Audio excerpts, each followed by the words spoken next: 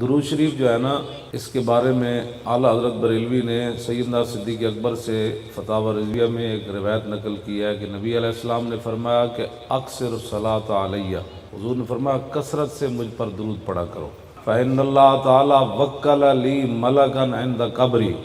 فإذا صلی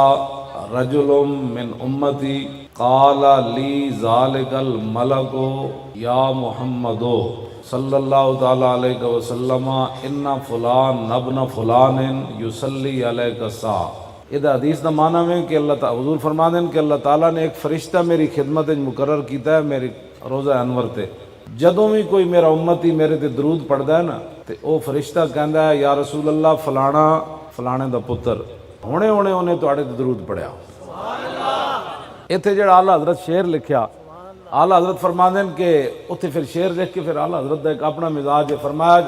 جامی ہم در آرزو اے قاصد آخر باز گو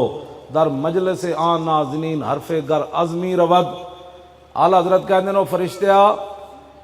اور جناب میں تواڈے تے جان دے دیاں گا، مینوں ایک گل دسو میرا بھی کدی حضور دی بارگاہ وچ تسی نہ لیا؟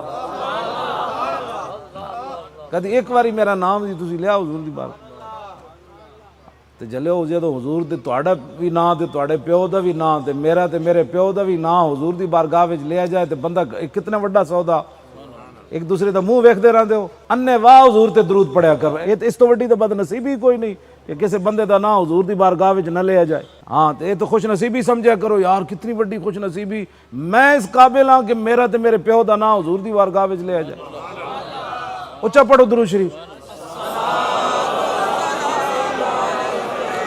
صلاۃ و سلام علیک یا سیدی یا رسول اللہ